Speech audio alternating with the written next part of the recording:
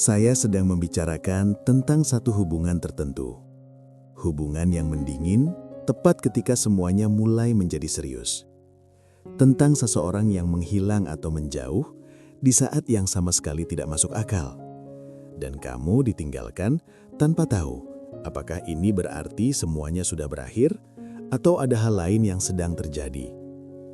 Bagian terberatnya bukanlah kebisuan itu sendiri. Bagian terberatnya adalah tidak tahu apa yang harus dilakukan dengan kebisuan tersebut. Apakah kamu harus menunggu? Apakah harus menghubungi? Apakah harus mengatakan sesuatu? Atau apakah kamu harus ikut menghilang? Kamu berakhir di tempat yang membingungkan, di mana setiap langkah terasa salah, namun berdiam diri pun terasa sama salahnya. Simpan pertanyaan itu. Saya akan kembali membahasnya nanti. Karena sebelum saya menjawab, saya perlu menyampaikan sesuatu yang mungkin belum pernah dikatakan siapapun kepadamu. Tidak semua jarak adalah penolakan. Terkadang, jarak adalah bentuk perlindungan. Bukan sekedar perlindungan dari orang tersebut, melainkan perlindungan untuk pertemuan itu sendiri. Karena kembali bersama terlalu cepat, seringkali hanya akan memicu pola yang sama. Kamu kembali dengan cara mencintai yang sama, rasa insecurity yang sama, dan cara-cara yang menciptakan masalah itu sejak awal. Dan apa yang terlihat seperti kesempatan kedua hanya akan menjadi sebuah pengulangan. Allah Subhanahu wa Ta'ala Maha mengetahui hal ini. Terkadang, jarak adalah ruang yang menjaga agar kamu tidak mengulangi apa yang belum siap kamu ubah. Pelajaran dari kisah Nabi Yusuf alaihi salam. Saya pernah melewati masa di mana jarak terasa seperti pengabaian, di mana kebisuan terasa seperti jawaban akhir. Butuh waktu lama bagi saya untuk memahami bahwa ternyata tidak demikian.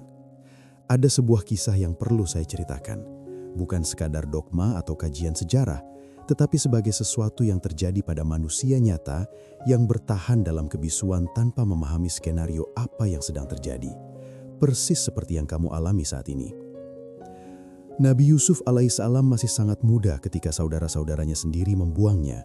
Bukan musuh, tapi darah dagingnya sendiri. Beliau dijauhkan dari segalanya. Rumah ayahnya, Nabi Yakub alaihissalam, tanah kelahirannya, semua orang yang ia kenal. Dan dibawa ke Mesir menjadi budak tanpa penjelasan dan tanpa batas waktu. Bertahun-tahun menjadi hamba sahaya. Kemudian beliau dipenjara karena fitnah atas sesuatu yang tidak pernah ia lakukan. Dan melalui semua itu, tidak ada kontak dengan sang ayah. Tidak ada tanda bahwa masih ada yang memikirkannya. Sunyi senyap. Bisa kamu bayangkan? Bertahun-tahun tanpa jawaban. Tidak ada cara untuk mengetahui apakah masih ada yang memikirkannya. Dan ada satu hal yang seringkali tidak disadari banyak orang. Saat itu, Nabi Yusuf tidak memiliki akses terhadap takdirnya. Beliau tidak bisa melihat bahwa setiap fase dari jarak tersebut sedang menyingkirkan apa yang harus disingkirkan dan membangun apa yang harus dibangun. Ketergantungan pada ayahnya digantikan oleh kemandirian dan identitasnya sendiri. Beliau tidak bisa melihat semua proses itu. Beliau hanya merasakan bebannya. Harapan yang tertunda. Di dalam penjara, Nabi Yusuf alaihissalam membantu dua orang menafsirkan mimpi mereka. Dua orang yang akan segera dibebaskan. Beliau hanya meminta satu hal, agar mereka mengingatnya dan menyebut namanya di hadapan Raja Mesir, Al-Malik, saat mereka bebas nanti. Namun, salah satu dari mereka lupa. Nabi Yusuf alaihissalam tetap berada di penjara selama beberapa tahun setelah itu. Beberapa tahun tambahan setelah sebuah harapan ternyata tidak terwujud. Pernahkah kamu mengalami hal itu? Sebuah pintu yang seolah terbuka lalu tertutup kembali. Sebuah tanda yang seolah mengonfirmasi namun kemudian lenyap. Perasaan spesifik saat merasa sudah begitu dekat tetapi belum juga sampai. Nabi Yusuf alaihissalam mengalami hal itu dan beliau tetap teguh memegang integritasnya persis seperti kamu saat ini. Dan hanya ketika proses itu selesai, ketika Nabi Yusuf alaihissalam telah menjadi sosok yang jauh lebih matang, barulah pertemuan atau reuni itu terjadi. Tidak sebelumnya, melainkan ketika karakternya telah cukup terbentuk untuk memikul takdir besar yang akan datang. Di akhir kisah, Nabi Yusuf alaihissalam memaafkan saudara-saudaranya. Ia menyadari bahwa meski mereka berniat buruk, Allah memiliki skenario yang jauh lebih indah, sebagaimana yang diabadikan dalam Al-Quran. Sungguh, Tuhanku maha lembut terhadap apa yang Dia kehendaki.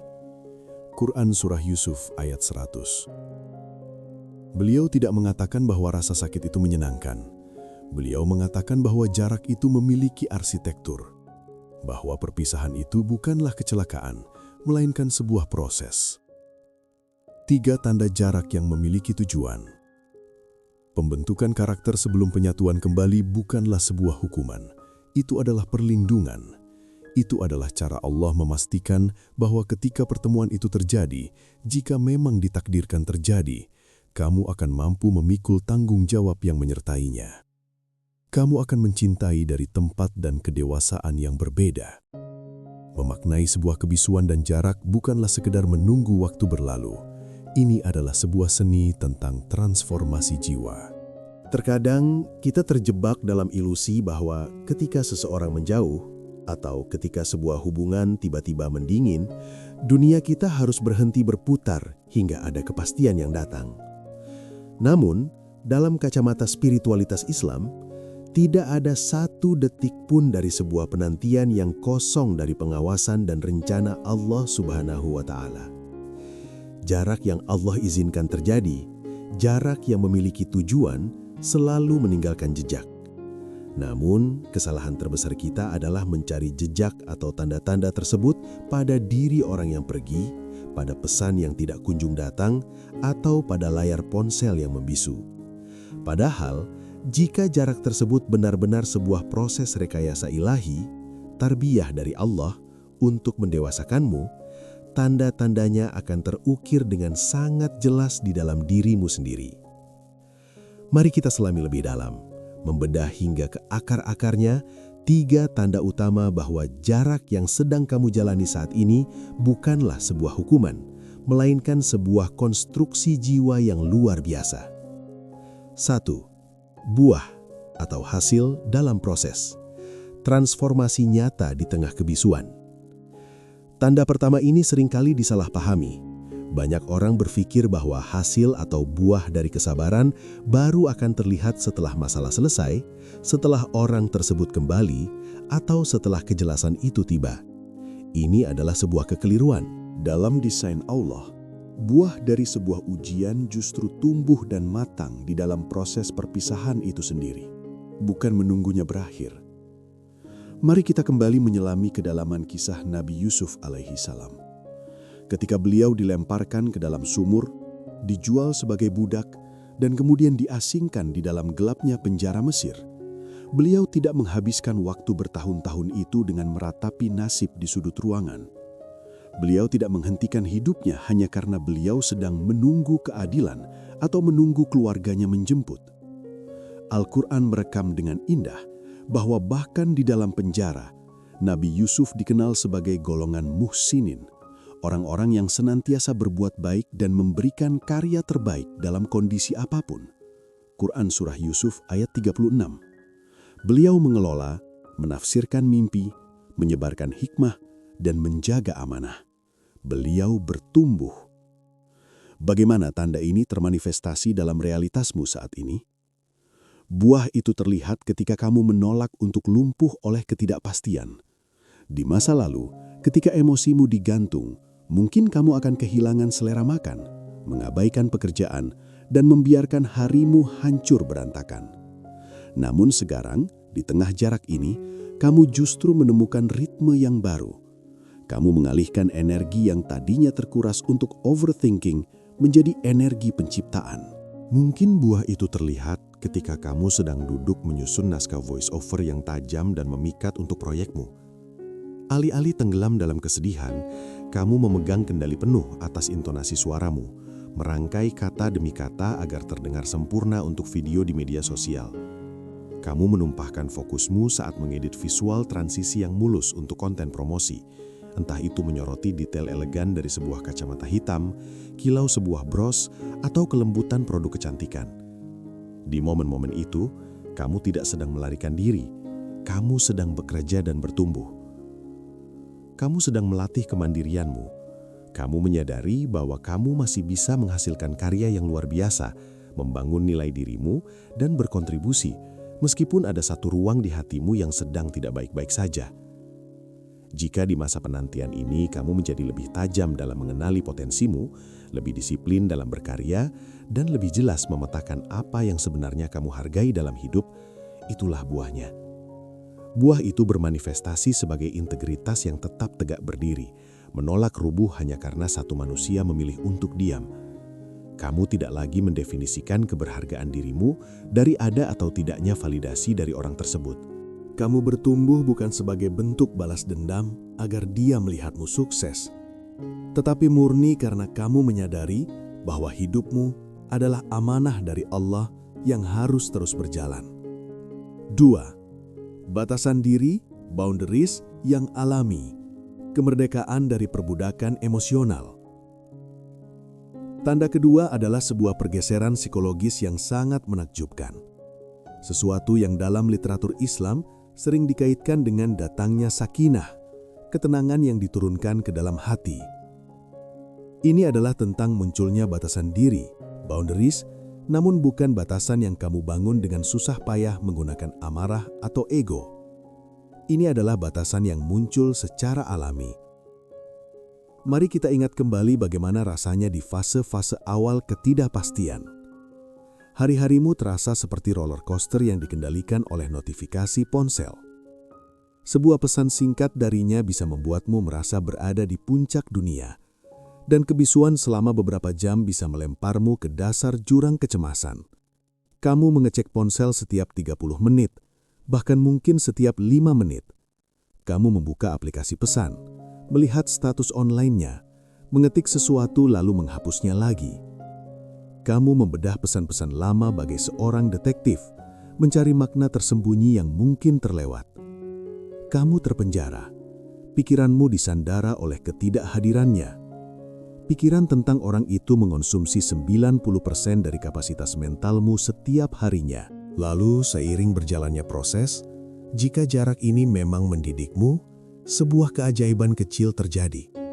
Suatu hari, kamu melewati sore yang sibuk. Kamu begitu fokus menyelaraskan audio dengan visual videomu, mengejar deadline, atau sekadar menikmati secangkir kopi sambil melihat rintik hujan. Dan tiba-tiba, hari sudah berganti malam. Pada detik itu, kamu baru menyadari satu hal yang mengejutkan. Kamu sama sekali tidak mengecek ponselmu untuk mencari namanya. Kamu tidak menahan diri. Kamu tidak sedang bermain tarik ulur, mind games. Kamu tidak memaksakan diri mengucapkan mantra, "Aku tidak boleh mengecek ponsel" ratusan kali. Itu terjadi begitu saja secara organik. Ketiadaannya tidak lagi menjadi pusat tata suryamu. Ini adalah batasan alami yang diproduksi oleh kedewasaan spiritual.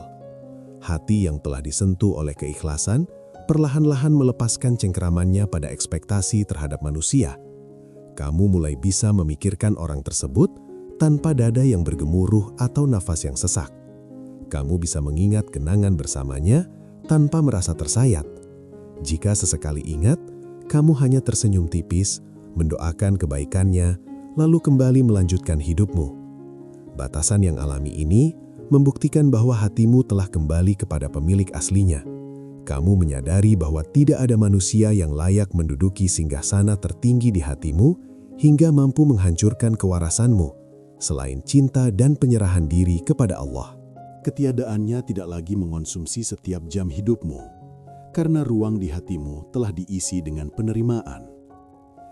Ini terdengar seperti hal kecil, tetapi bagi siapapun yang pernah terjebak dalam kecemasan relasional, anxious attachment, menyadari bahwa kamu akhirnya bisa bernafas lega tanpa kehadirannya adalah sebuah kemerdekaan yang bernilai tak terhingga.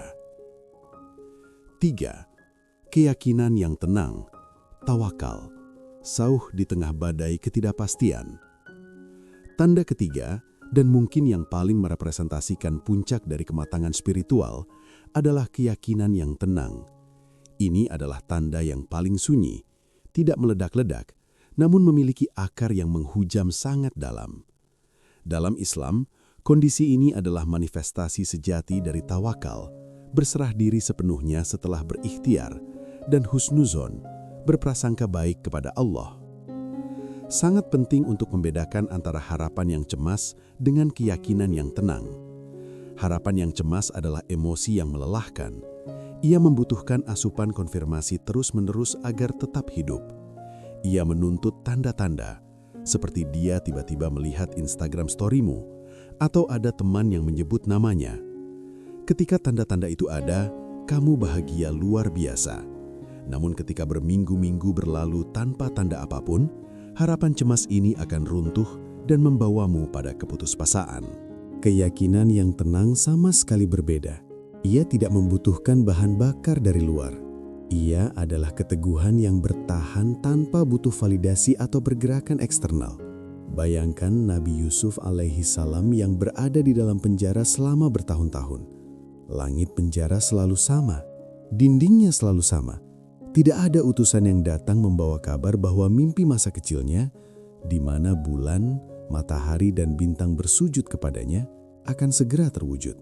Secara logika manusiawi, semua pintu telah tertutup. Namun, apakah beliau putus asa? Tidak. Ada sebuah sauh yang menjaga jiwanya tetap stabil. Beliau mengenal siapa Tuhannya. Ketika kamu memiliki keyakinan yang tenang ini, kamu menjalani hari biasamu tanpa ritual doa yang didasari oleh kepanikan. Di akhir hari yang sangat biasa, di mana tidak ada pesan darinya, tidak ada kejelasan baru, tidak ada perubahan status hubungan, kamu berbaring di tempat tidur dan memeriksa hatimu. Apa yang kamu temukan di sana? Bukan lagi ratapan, "Ya Allah, mengapa dia pergi?" Melainkan keheningan yang stabil. Keyakinan ini berbunyi seperti ini. Aku tidak tahu bagaimana akhir dari cerita ini. Aku tidak tahu apakah kebisuan ini adalah tanda bahwa jalannya dan jalanku benar-benar telah membelah. Atau apakah ini hanyalah jeda untuk memperbaiki diri kami masing-masing. Tapi satu hal yang aku yakini, Allah tidak pernah salah menetapkan takdir. Jika Dia adalah orang yang tepat untuk agamaku, duniaku dan akhiratku, Allah akan menuntunnya kembali dengan cara yang tidak bisa dihalangi oleh siapapun.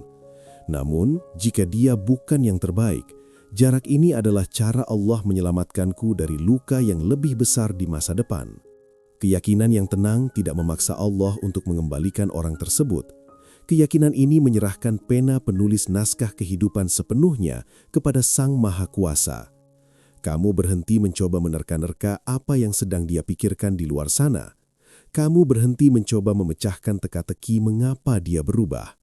Kamu memfokuskan pandanganmu pada kebaikan Allah. Itulah husnuzon yang paling murni. Keyakinan ini membuatmu tidak lagi takut pada hasil akhirnya, karena kamu tahu, bersama Allah, garis finishnya selalu merupakan kebaikan, entah itu bersamanya atau bersama seseorang yang jauh lebih baik yang sedang disiapkan untuk versi dirimu yang sekarang sudah lebih matang ini. 3 tanda inilah, buah dalam proses, batasan alami, dan keyakinan yang tenang yang menjadi kompasmu di tengah kabut ketidakpastian. Mereka adalah bukti bahwa kamu tidak sedang membuang-buang waktu dalam ruang tunggu kehidupan, melainkan sedang diukir menjadi mahakarya. Dari penjabaran yang lebih dalam mengenai ketiga tanda di atas, apakah ada pemikiran atau realisasi baru yang baru saja klik di dalam pikiranmu saat kamu mengkorelasikannya dengan keseharianmu? Langkah selanjutnya dalam jeda ini. Jika pesan ini menyentuh ruang di hatimu yang sebelumnya tak tahu harus dinamai apa, mungkin ini saatnya untuk mengambil langkah nyata. Jika kamu mencari panduan lebih lanjut tentang bagaimana menyiapkan diri dan mengenali cinta yang sejati di masa tunggu ini, kamu bisa melihat materi yang telah saya siapkan di komentar tersemat. Jika ini memang ditujukan untukmu, kamu akan merasakannya. Lalu, bagaimana cara melangkah maju di masa ini? Jawabannya adalah dengan kehadiran aktif pada hal-hal selain cerita ini. Kamu bekerja, kamu merawat orang di sekitarmu, kamu berdoa, bukan dengan mendikte Allah tentang hasil spesifik yang kamu inginkan, tetapi memohon petunjuk, hidayah atas apa yang harus kamu lakukan di masa ini. Di hari yang berat, alih-alih tenggelam dalam pusaran pikiran yang berantakan, lakukan satu hal konkret. sebuah tugas yang tertunda, sebuah keputusan yang kamu hindari. Bukan karena itu menyelesaikan masalah, tetapi karena kamu menolak membiarkan perasaan sedihmu mendikte siapa dirimu hari itu. Saya tidak akan menjanjikan bahwa ceritamu akan berakhir persis seperti Reuni dalam kisah Nabi Yusuf. Namun apa yang dibuktikan oleh kisahnya adalah bahwa Allah tidak pernah mengabaikan sebuah proses. Jarak yang memiliki tujuan tidak akan berlangsung lebih lama dari waktu yang dibutuhkan untuk mencapai tujuan tersebut. Mengapa Allah membiarkan jarak ini berlangsung begitu lama? Karena kamu sedang dibentuk, dan pembentukan tidak memiliki jalan pintas.